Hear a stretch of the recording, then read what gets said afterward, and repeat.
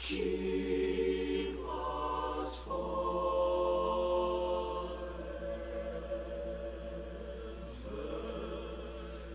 in the path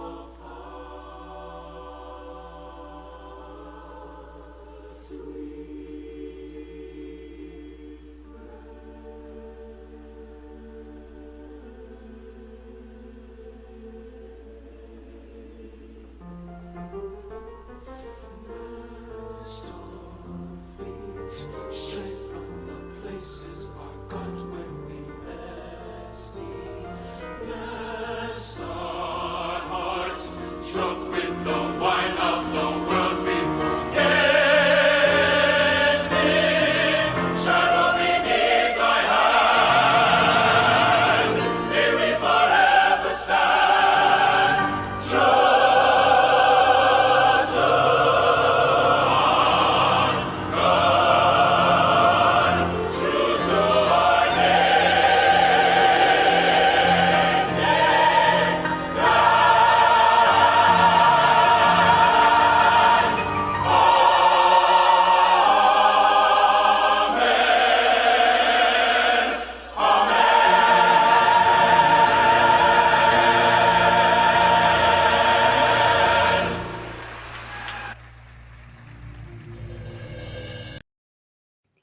One of my favorite arrangements of Lift Every Voice and Sing, arranged by Roland M. Carter, and one of my favorite presentations of that arrangement, the Oakwood Aeolians.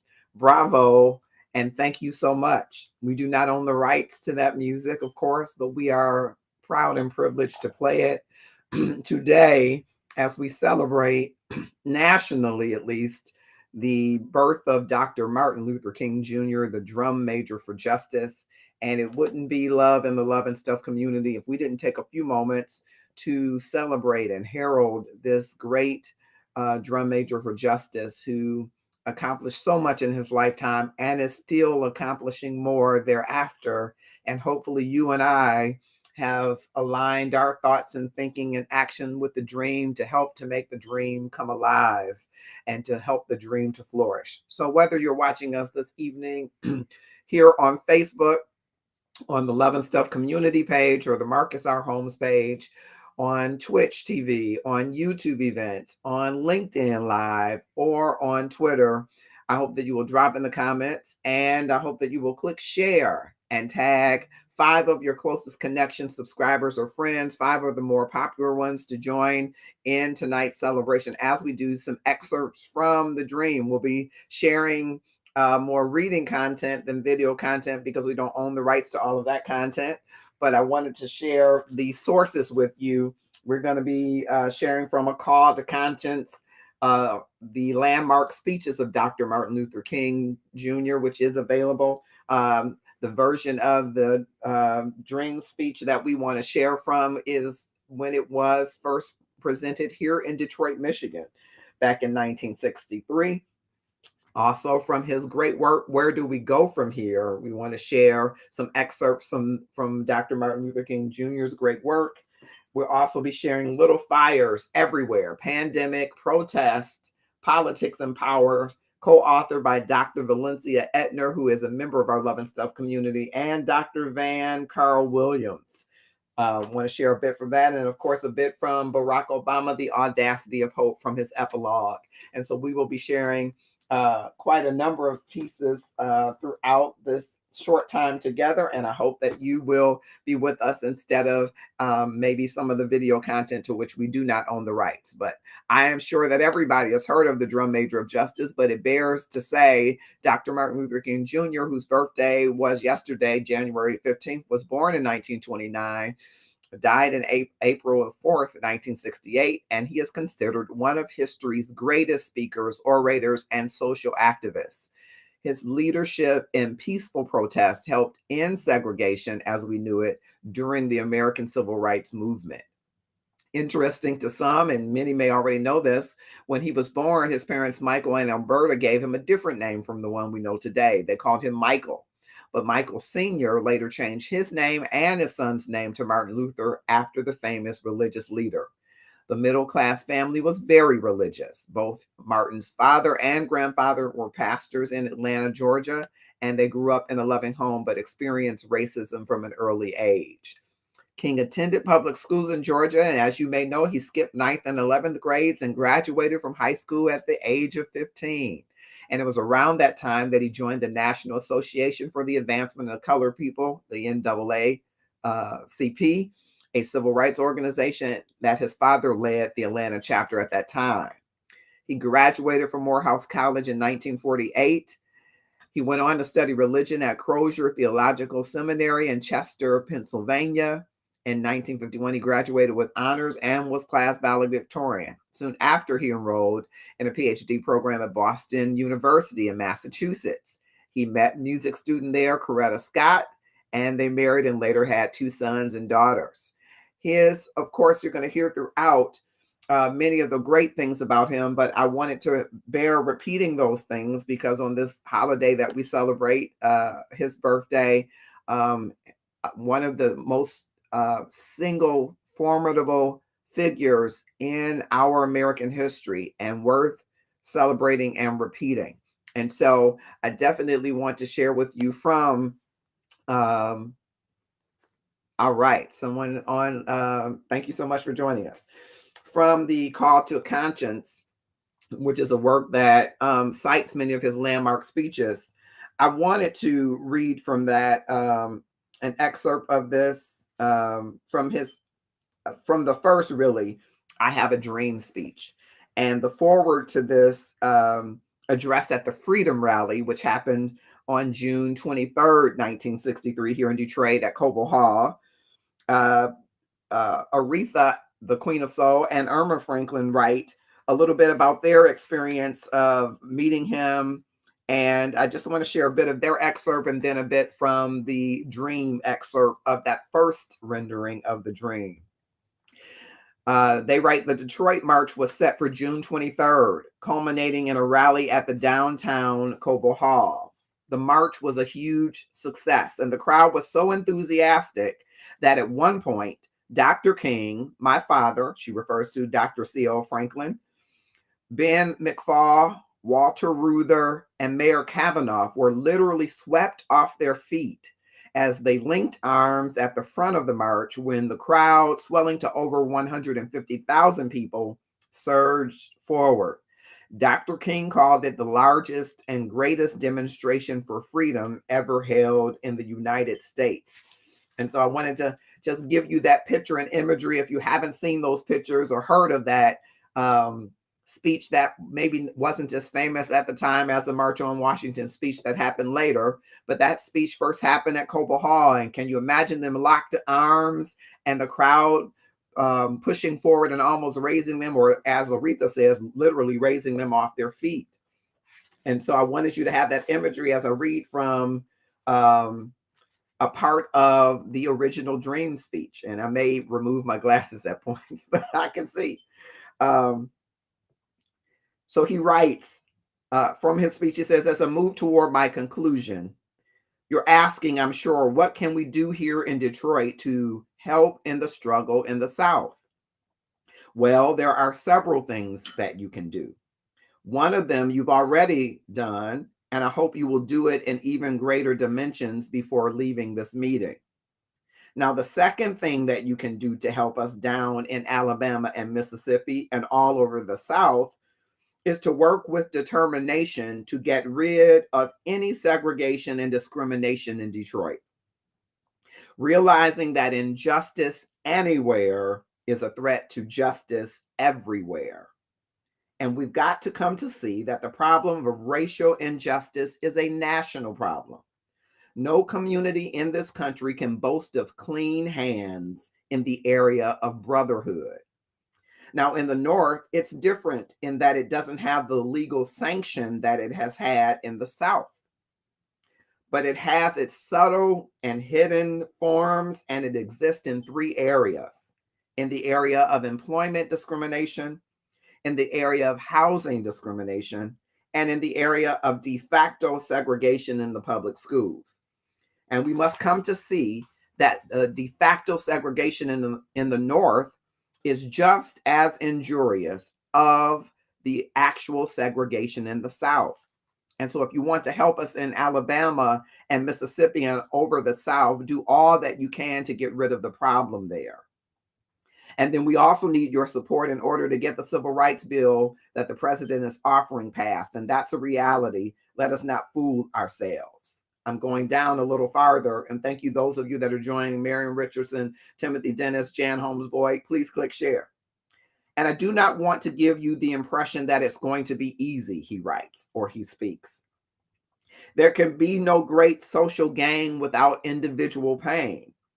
And before the victory for brotherhood is won, some more will have to be scoured up a little bit. Before the victory is won, some more will be thrown into jail. Before the victory is won, some, like Medgar Evers, may have to face physical death.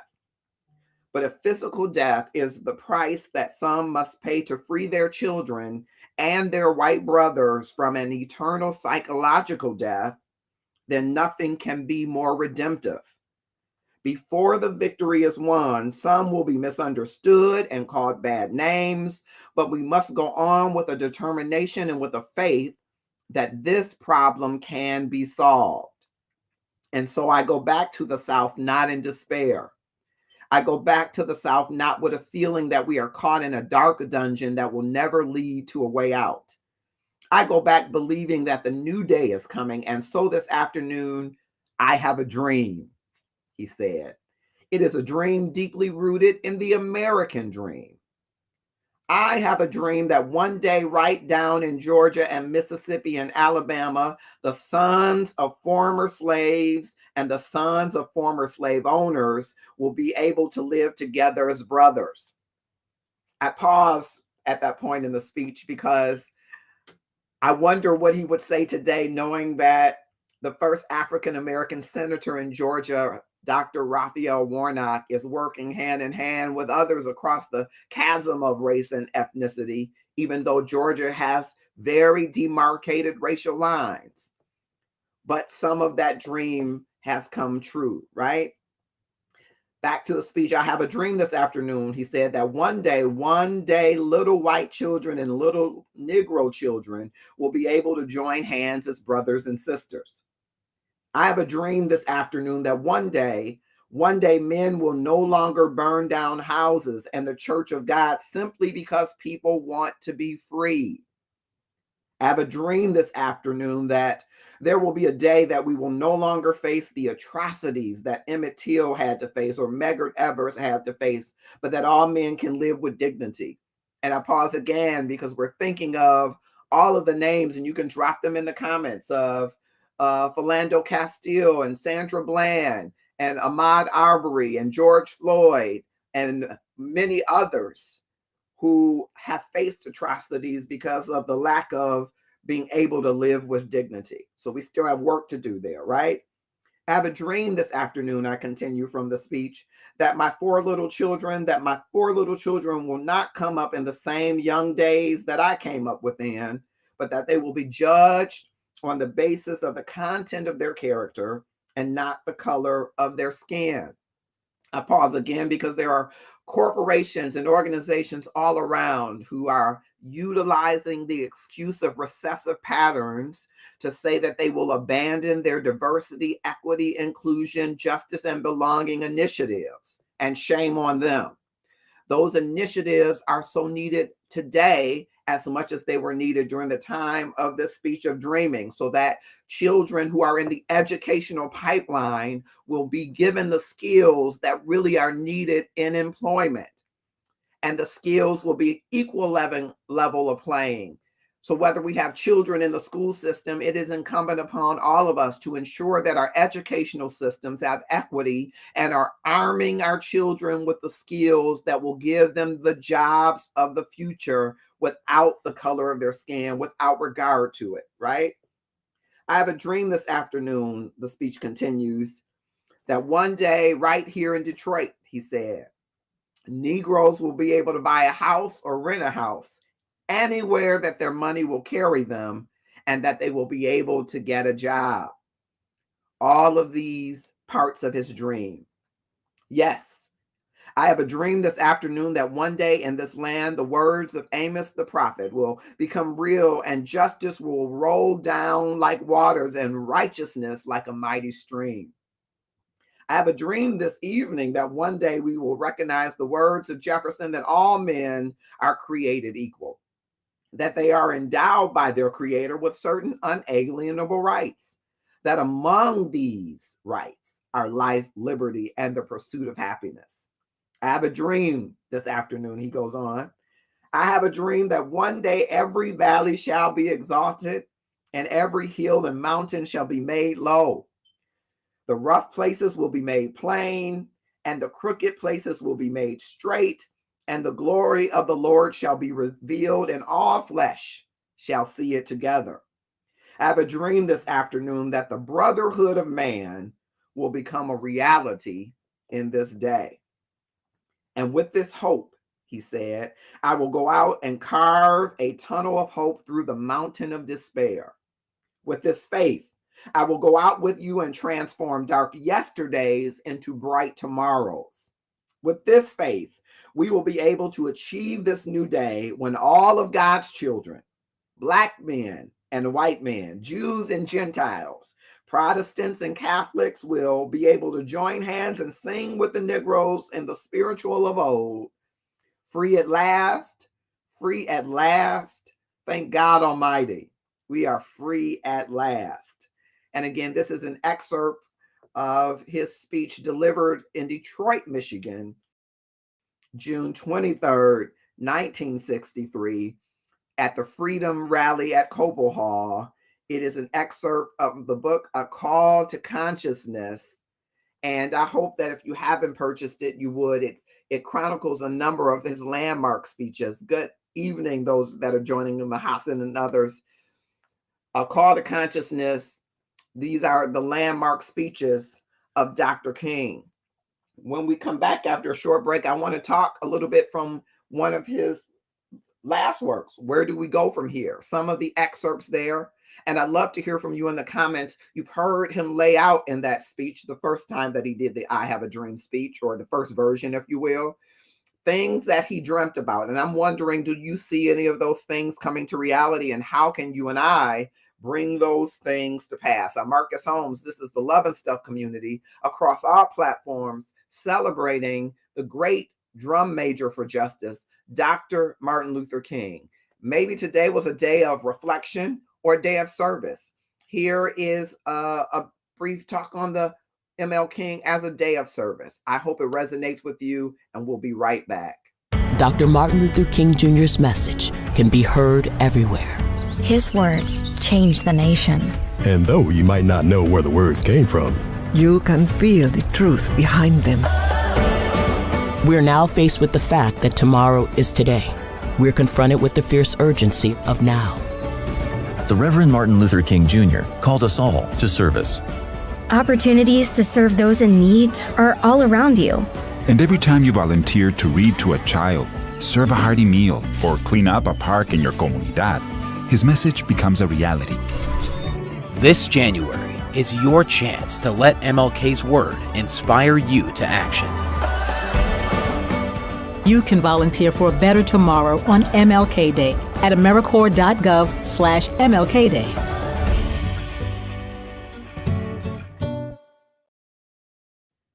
Always an opportunity to make it a day of service. We are celebrating and lauding, heralding the great drum major for justice, Dr. Martin Luther King Jr., whose birthday was yesterday, and today we celebrate it as a national holiday. Maybe a part of your celebration was a breakfast or lunch or a walk or a march, and maybe a part of your celebration was acts of service and reflecting. And I wanted to share from the Love and Stuff community all of that as we come to the close of the day, and share with you from the last written book by Dr. Martin Luther King Jr. in the segment, Where Do We Go From Here? Chaos or Community?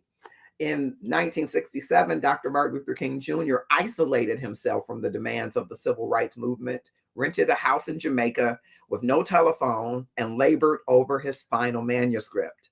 In this prophetic work, he lays out his thoughts, plans, and dreams for America's future, including the need for better jobs, higher wages, decent housing, and quality education.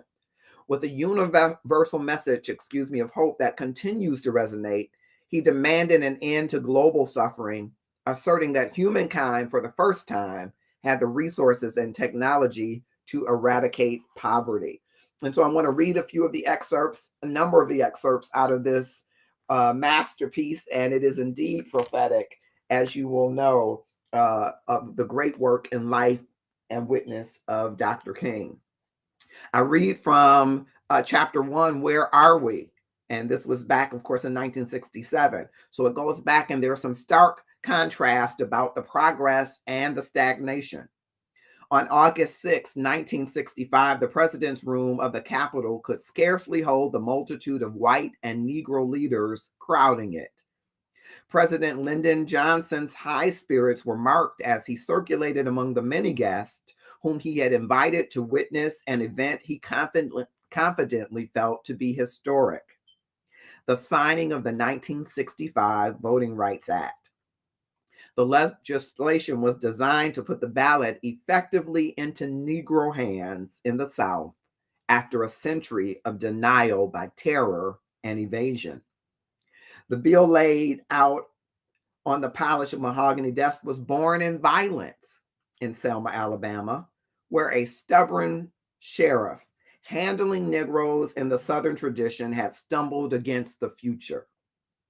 During a nonviolent demonstration for voting rights, the sheriff had directed his men in tear gassing and beating the marchers to the ground.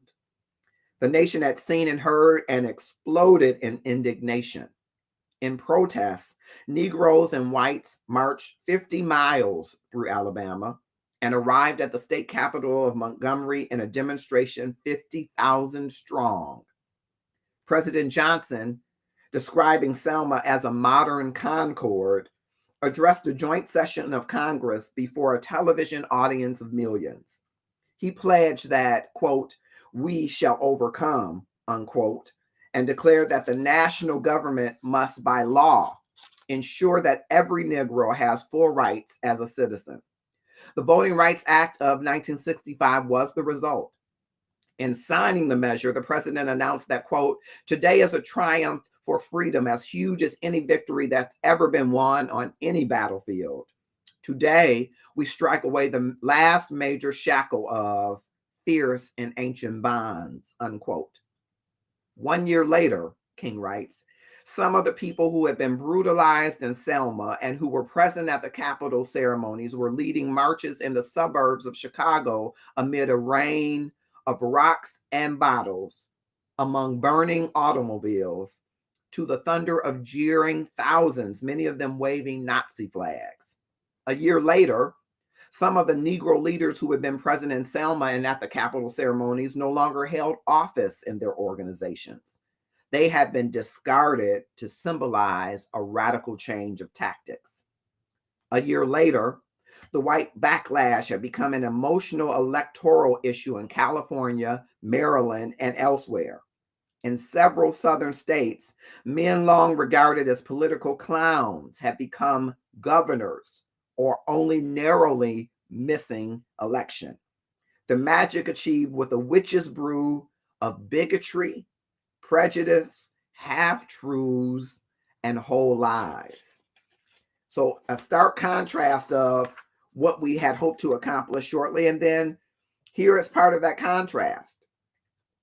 Dr. King says a decade ago, not a single Negro entered the legislative chambers of the South except as a porter or chauffeur. Today, he writes during that time, 11 Negroes are member of the Georgia House. And as I said at the outset, I think he would be uber proud to know that Dr. Raphael Warnock, the first African American senator from Georgia, is there today. 10 years ago, he writes in 67, Negroes seemed almost invisible to the larger society, and the facts of their harsh lives were unknown to the majority of the nation. Today, civil rights is a dominating issue in every state, crowding the pages of the press and the daily conversation of white Americans. In this decade of change, the Negro stood up and confronted his oppressor. He faced the bullies and the guns, the dogs and the tear gas. He put himself squarely before the vicious mobs and moved with strength and dignity toward them and decisively defeated them. For more than a century of slavery and another century of segregation, Negroes did not find mass unity, nor could they mount mass actions. The American brand of servitude tore them apart and held them in paralyzed solitude. But in the last decade, Negroes united and marched. And out of the new unity and action, vast monuments of dignity were shaped, courage was forged, and hope took concrete form. For hundreds of years, Negroes have fought to stay alive by developing an endurance to hardship and heartbreak. In this decade, the Negro stepped into a new role. He no longer would endure, he would resist and win. He still had the age-old capacity to live in hunger and want, but now he banished these as his lifelong companions. He could tolerate humiliation and scorn, but now he armed himself with dignity and resistance, and his adversaries tasted the gall of defeat. For the first time in his history, the Negro did not have to use subterfuge as a defense or solicit pity. His endurance was not employed for compromise with evil, but to supply the strength to crush it.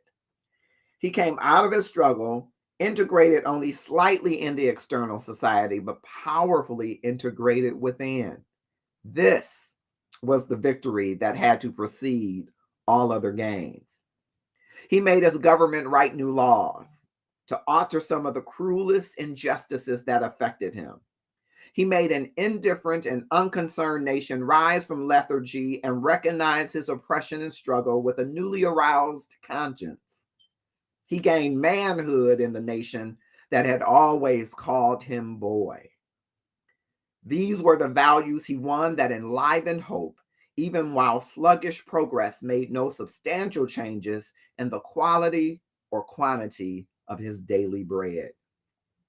The great deal the Negro has won in spiritual undergirding and the great deal he has not won in material progression indicates the strengths and weaknesses in the life of the Negro in 1967. They also reveal that no matter how many obstacles persist, the Negro's forward march can no longer be stopped. And I wanted to share that excerpt. I think it is so important.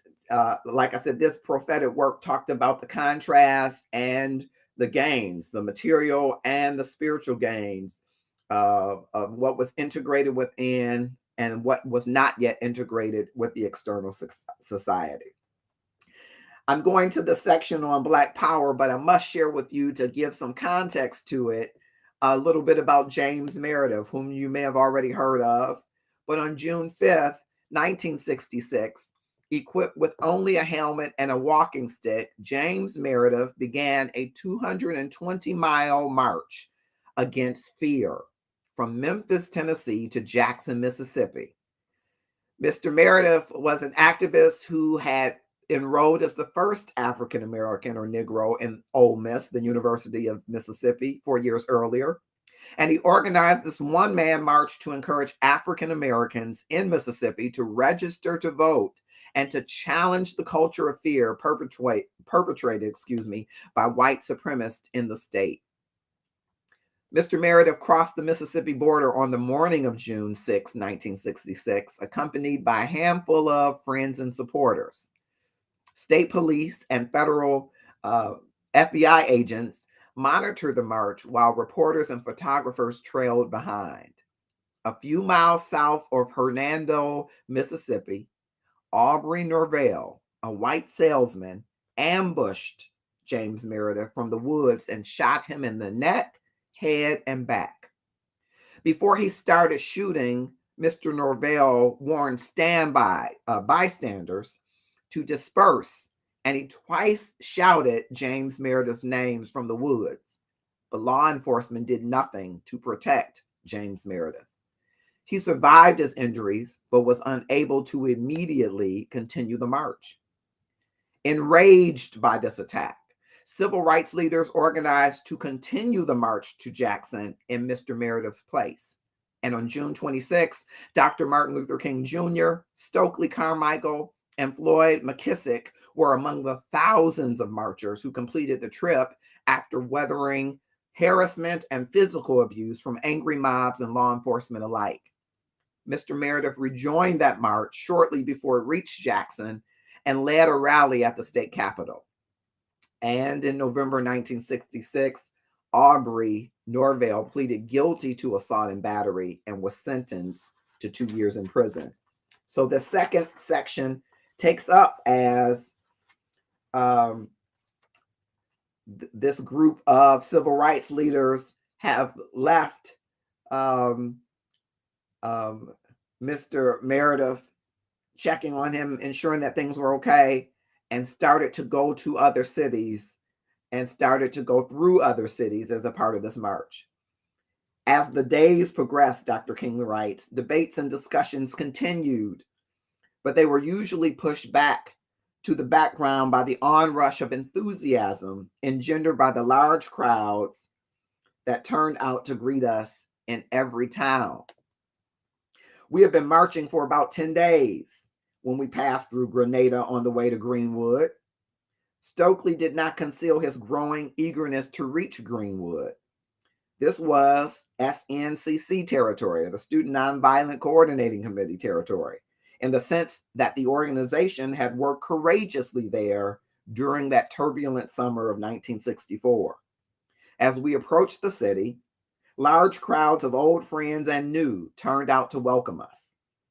At a huge mass meeting that night, which was held in the city park, Stokely mounted the platform, and after arousing the audience with a powerful attack on Mississippi justice, he proclaimed, "What we need is Black power."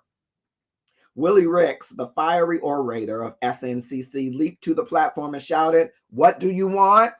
The crowd roared, "Black power." Again and again, Ricks cried, "What do you want?" And the response, "Black power," grew louder and louder until it reached fever pitch. So Greenwood turned out to be the arena for the birth of the Black Power slogan in the civil rights movement.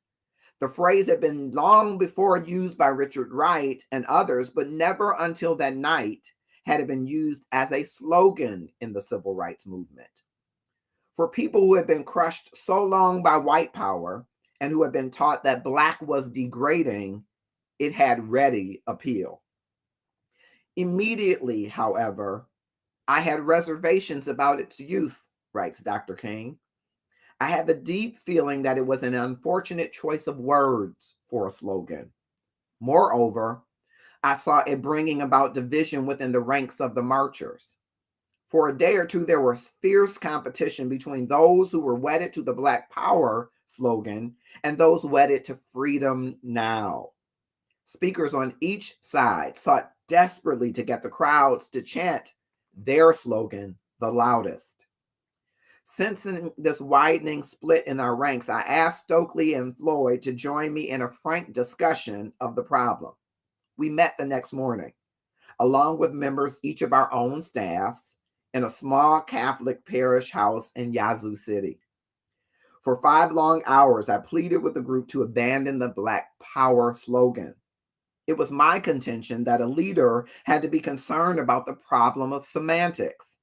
Each word, I said, has a denotative meaning, its explicit and recognized sense, and a connotative meaning, its suggestive sense. While the concept of legitimate Black power might be denotatively sound, the slogan Black Power carried the wrong connotations. I mentioned the implications of violence that the press had already attached to the phrase, and I went on to say that some of the rash statements on the part of a few marchers only reinforced this impression. Stokely replied by saying that the question of violence versus nonviolence was irrelevant. The real question was the need for Black people to consolidate their political and economic resources to achieve power. Power, he said, is the only thing respected in this world, and we must get it at any cost, unquote. Then he looked me squarely in the eyes and said, Martin, you know as well as I do that practically every other ethnic group in America has done just this. The Jews, the Irish, the Italians did it. Why can't we? This is just the point, I answered. No one has ever heard the Jews publicly chant a slogan of Jewish power, but they have power. Through group unity, determination, and creative endeavor, they have gained it. The same thing is true of the Irish and Italians. Neither group has used a slogan of Irish or Italian power, but they have worked hard to achieve it. This is exactly what we must do. We must use every constructive means to amass economic and political power. This is the kind of legitimate power we need. We must work to build racial pride and refute the notion that Black is evil and ugly. But this must come through a program, not merely through a slogan. I wanted to share that part of the Black Power story because maybe it's not as familiar to people. And as we see new movements come, the important things that I think we glean from this is that we do have to unite. We do have to come together, pool our resources of economic and personal power so that we can attain and amass the kind of legitimate power that we need. Economic power, political power. To gain the unity of these powers are critical. And in order to do that, we must build racial pride and refute every notion that Black is anything other than beautiful. Black is not ugly. It is not evil. It is beautiful. And until we instill that racial pride in every institution and build those things that we have in common, we will continue to struggle with slogans versus programs and initiatives that will work to bring us legitimate power. Thank you, Dr. King, for that. I am going to share a few more excerpts before we go, but just before we do that, I want to make sure that you click share and tag someone in this celebration as we take excerpts of the dream and some of the excerpts of Dr. King's last written work. We want to share that with you, and we want to share this beautiful song with you as you're clicking share. It is a celebration fit for our King, the drum major of justice.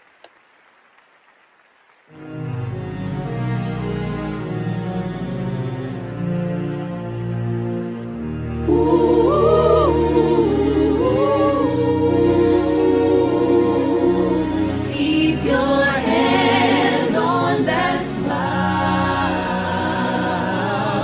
Hold on, hold on, hold on.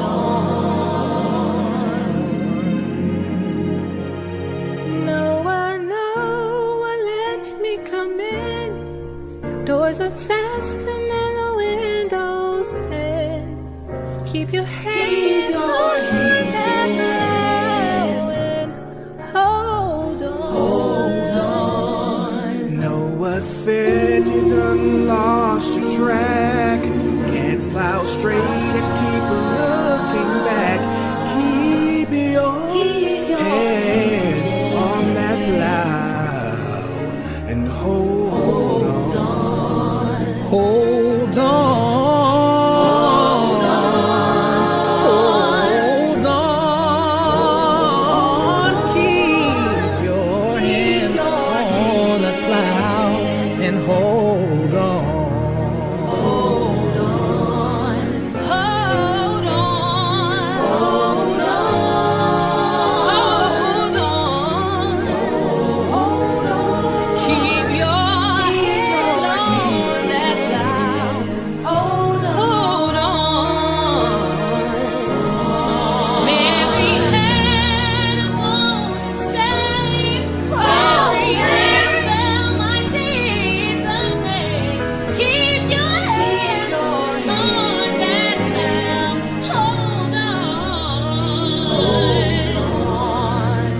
that plow and never tire. Every time goes higher and higher and higher. Keep your hand on that plow. Hold on. Hold on.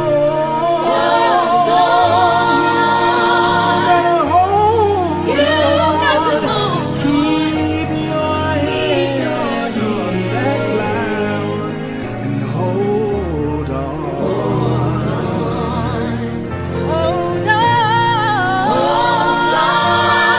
Hold on, keep your hand on that plow.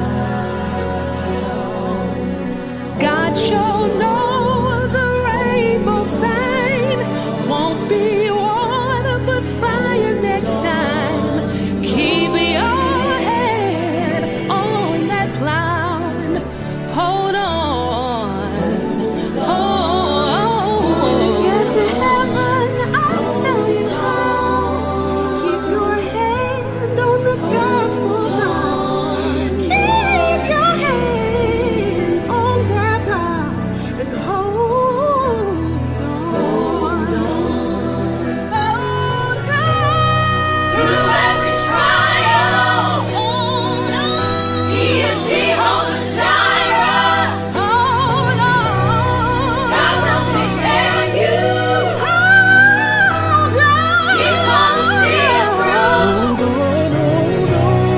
You just keep holding on. Hold on.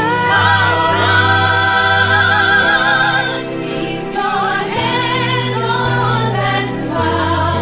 Hold on.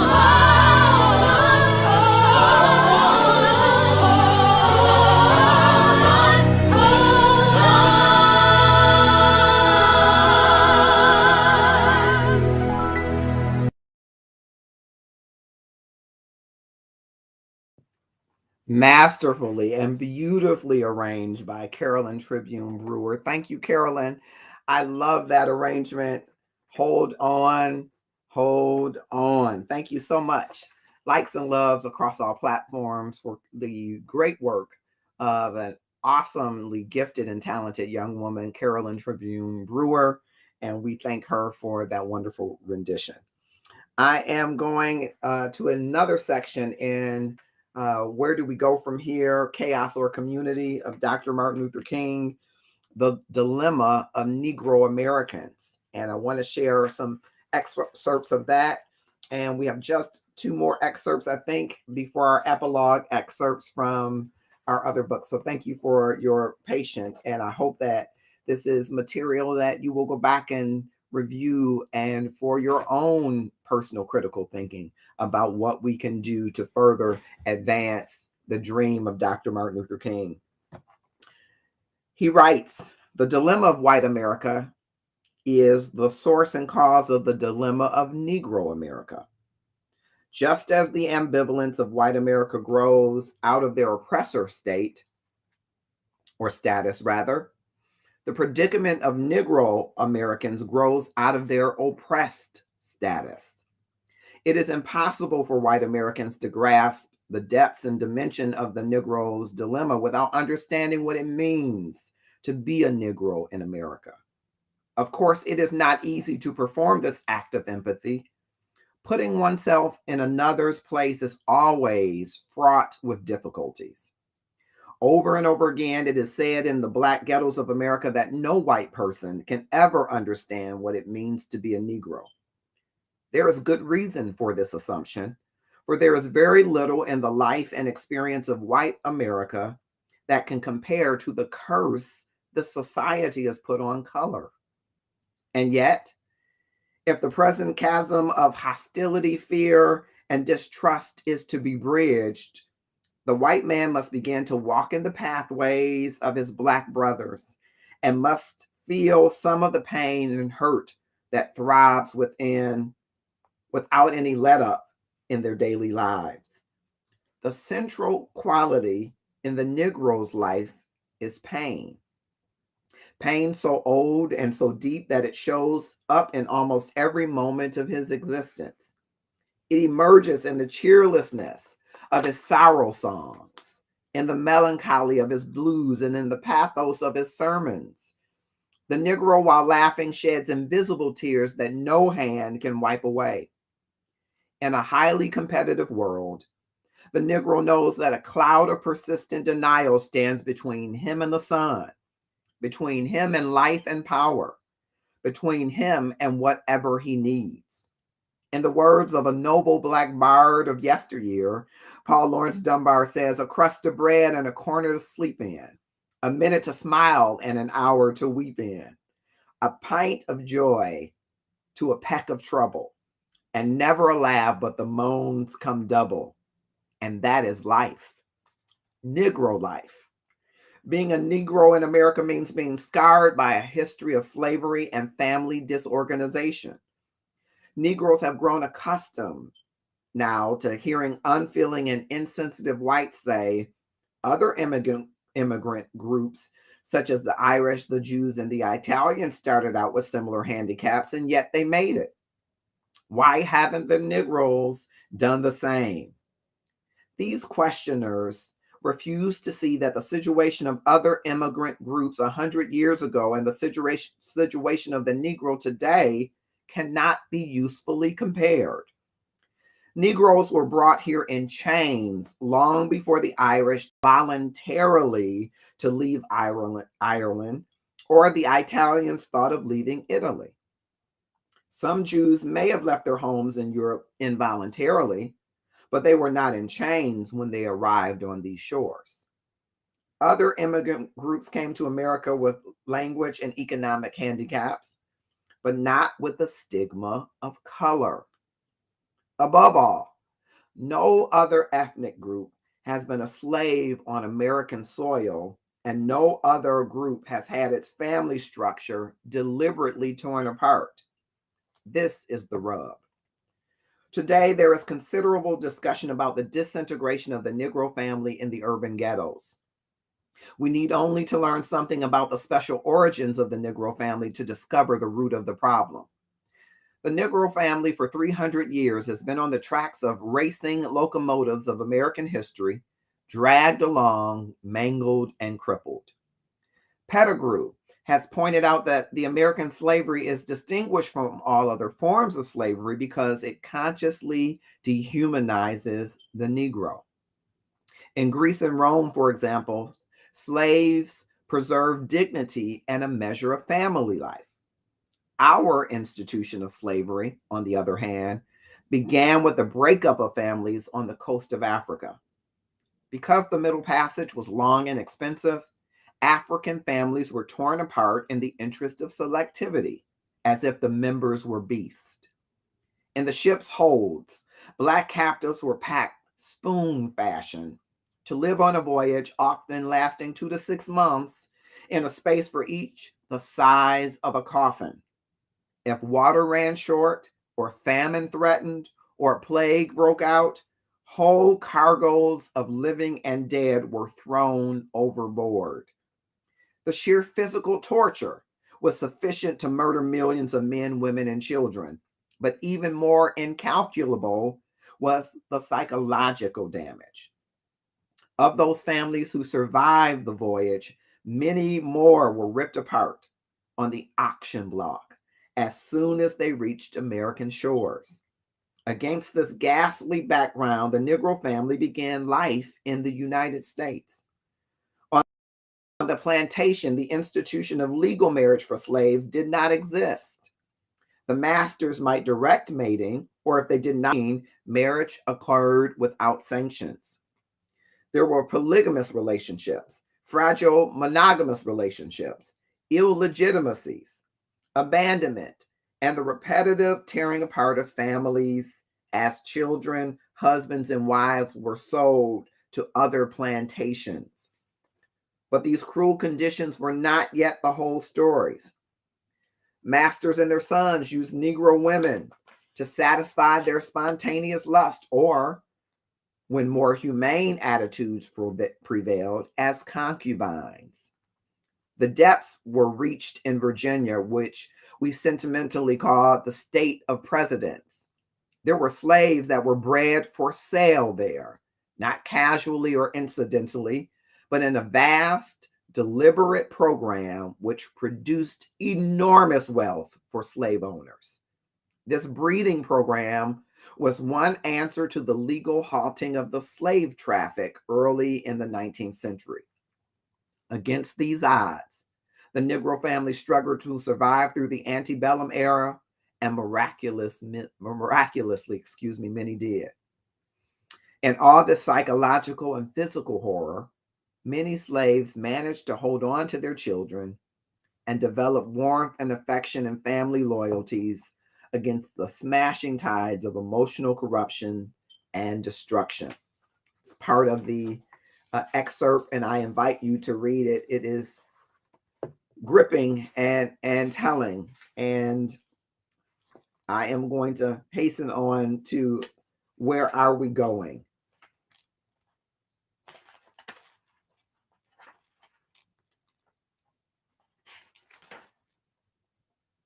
I'm trying to edit as I'm going. As the administration had manifested a faltering and fluctuating interest in civil rights during the past year, a flood of words rather than deeds has inundated the dry desert of expectations. One curious explanation of the defaults of the government warrants analysis because it reveals, without intention, the disadvantages under which the civil rights movement has labored. After describing the obvious, the president's overwhelming preoccupation with the war in Vietnam, it then argues that in 1965, the president was prepared to implement measures leading to full equality, but waited in vain for the civil rights movement to offer the programs. The movement is depicted as absorbed in controversy, confused in direction, venal toward its friends, and in such turmoil, it has tragically lost its golden opportunity to attain change today. This argument, by explaining everything in terms of the presence or absence of programs, illuminates how the insistence on programs can be used as a sophisticated device to evade action. Actually, there was no dearth of programs in 1965, ranging from my own proposal published in 1964 for a Bill of Rights for the Disadvantaged to elaborate and detailed programs in the published materials of many agencies, organizations, and individual social scientists. If there had been a sincere disposition seriously to entertain a program, its preparation, its final form would have taken but a few weeks.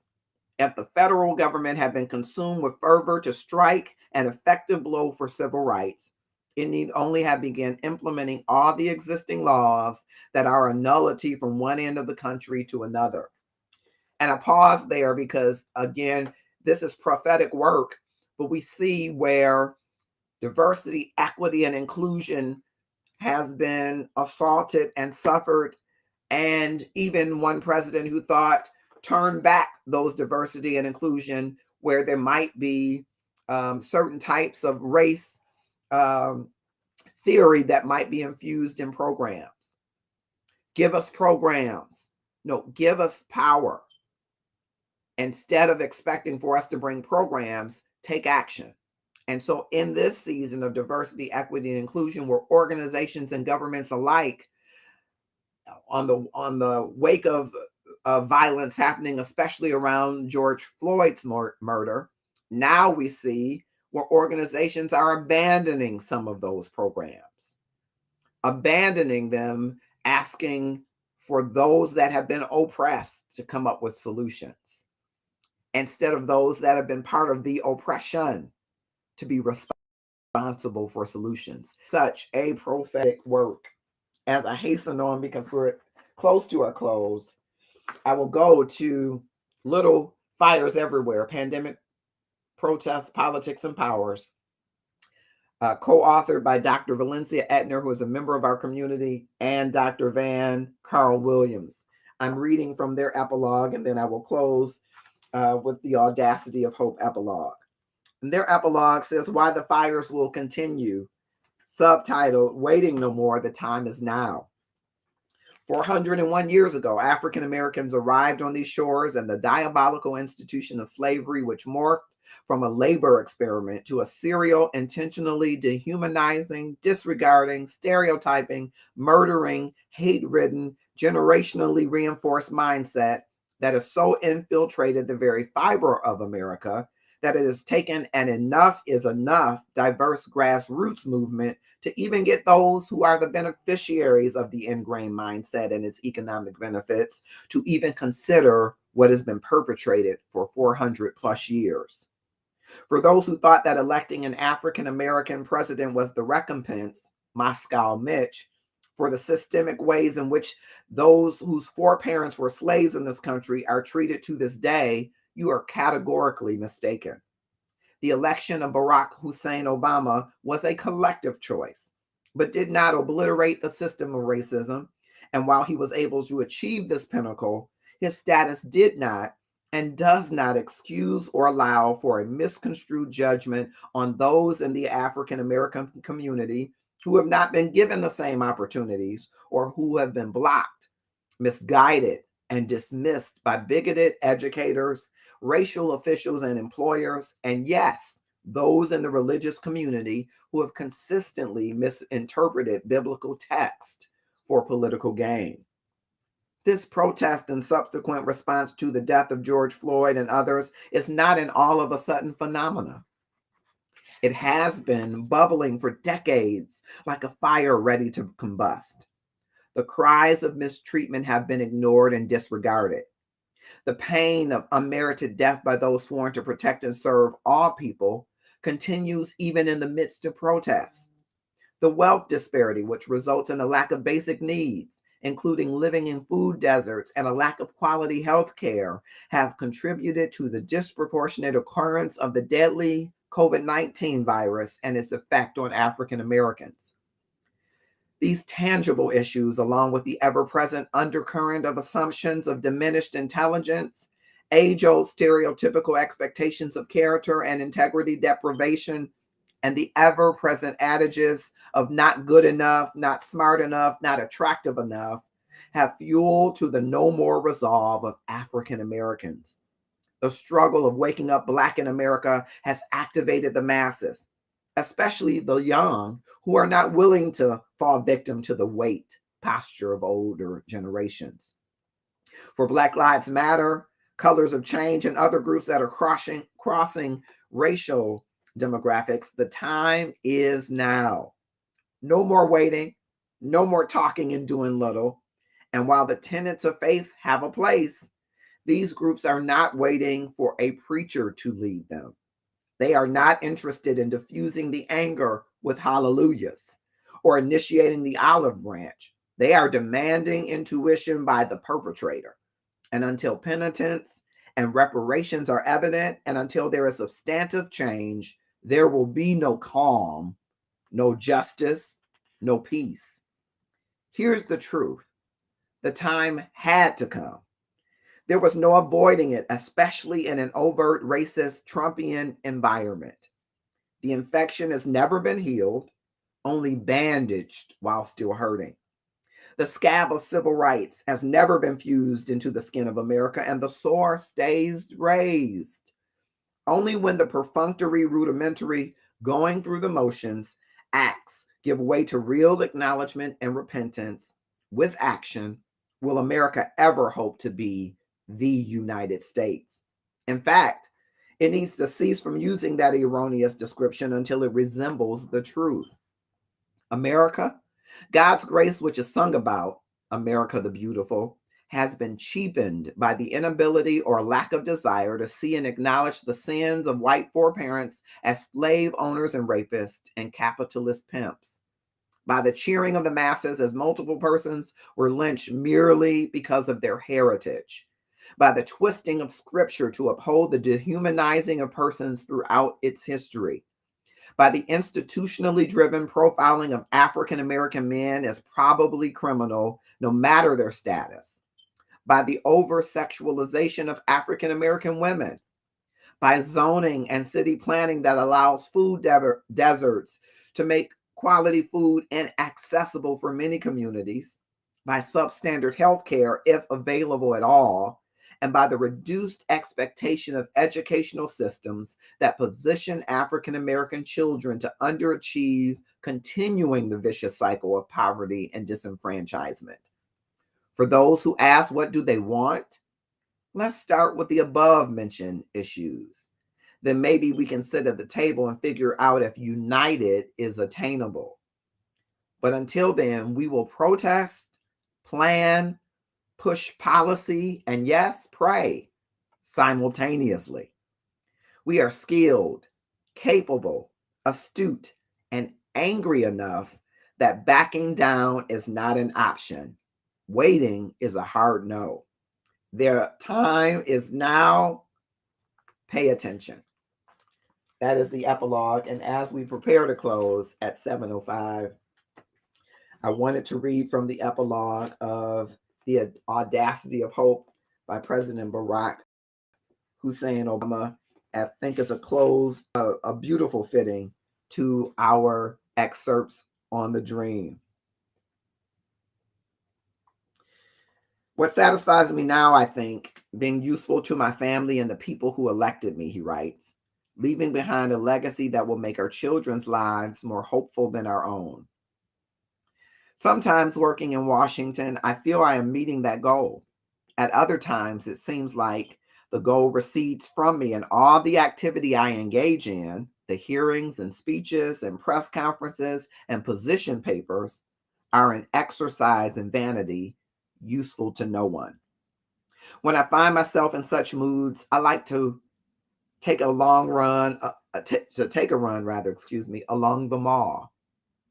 Usually I go in the early evening, especially in the summer and fall, when the air in Washington is warm and still, and the leaves on the trees barely rustle.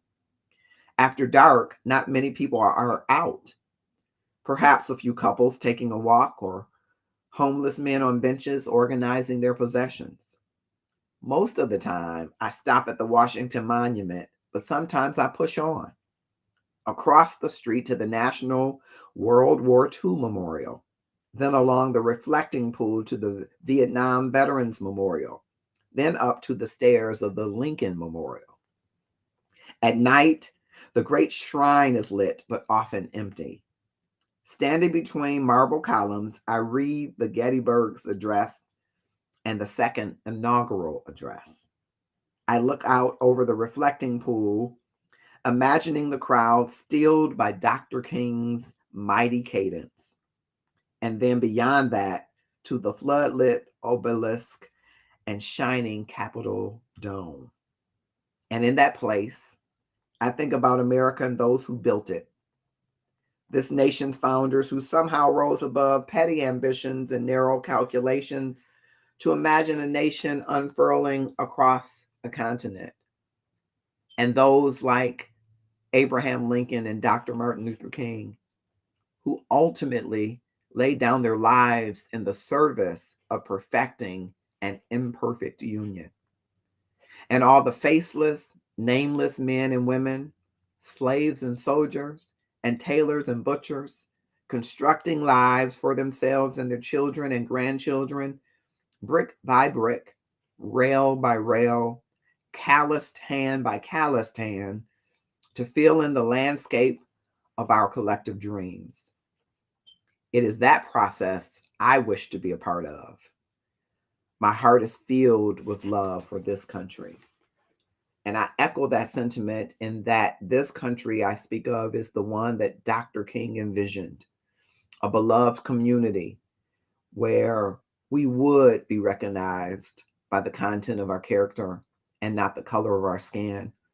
I believe because of his efforts and the giving of his life to perfect what was an imperfect union from the beginning, I now am able to enjoy many things that might not have been a reality for me. Happy birthday, Dr. Martin Luther King. We still hear the drumbeat, and we will get in line and in fashion and in step to continue to pursue and make the dream a reality. I'm Marcus Holmes. I'm the love activist of the facilitator of the Love and Stuff community. And I believe, like Dr. King believed, that love is what we need to be all about. Love is what will drive hate out. And I hope that in celebrating, that you will consider that you are a part of the dream of people who saw an imperfect union and sought to perfect it. If you and I only live out our dreams, and our dreams are about our four and no more, and we don't have a vision of the beloved community, and maybe you wouldn't call it that, but we don't have a dream about a community filled with love, where people aren't killing each other, and where people aren't robbing each other, and where people have a fair chance for quality education and decent housing, and a fair chance to enjoy life, liberty, and the pursuit of happiness, then our dreams are selfish. Our dreams should be broad enough that they impact the goodwill and good life of others. And that's why I'm thankful for the large footprints of Dr. King, who showed us the way to that. Now, there are those who will say that nonviolence wasn't the way to that. And it could be the good Christian heart of those of us who believe that there is a nonviolent way. But I want you to know that when you're thinking about the violent way does not secure the future of all. It puts at peril the future of some. And it says that there is no grace or no opportunity for people to change their ways, change their thinking, change their patterns of behavior. And I would suggest to you that that would be wrong. That we should, by the grace of God, give even those who we have seen do evil works to be able to be overcome with good. And that's what the call of the Love and Stuff community is across all platforms, to stand in a place where we declare love where there has been evil or injustice or loneliness or suicide or depression or recession, that we stand in the gap and declare that love is the prescription for the day. I hope that you will take this holiday and that you will go forward through this year thinking of ways that you can bring equality, if but in your neighborhood, so that others will understand the kingly dream of a man and join the step, the pace, and the rhythm to bring the dream to fruition. I hope that you will have a great evening, and we'll close with a few of his quotes as we did at the opening. And I'm just so pleased and honored that you were able to join us and be here tonight. Enjoy the rest of the holiday.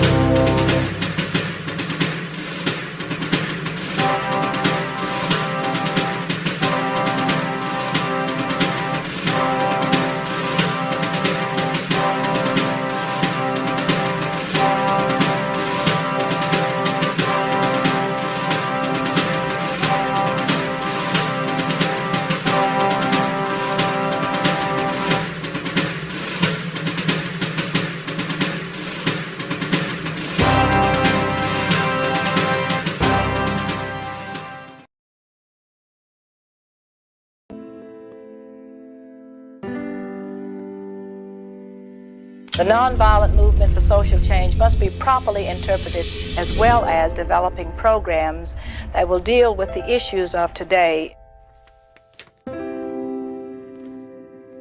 Dear Coretta.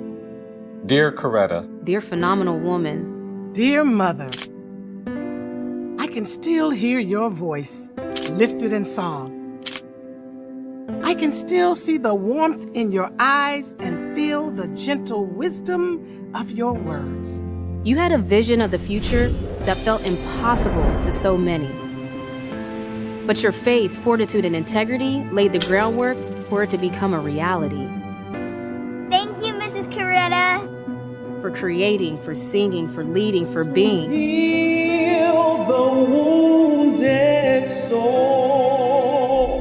There is a God. You didn't just teach it, you lived it. You told your own story in your own words. When others spoke over you, you let your actions be a guide for those who chose to see. You are glorious, not because you are perfect, but because life's imperfections taught you grace.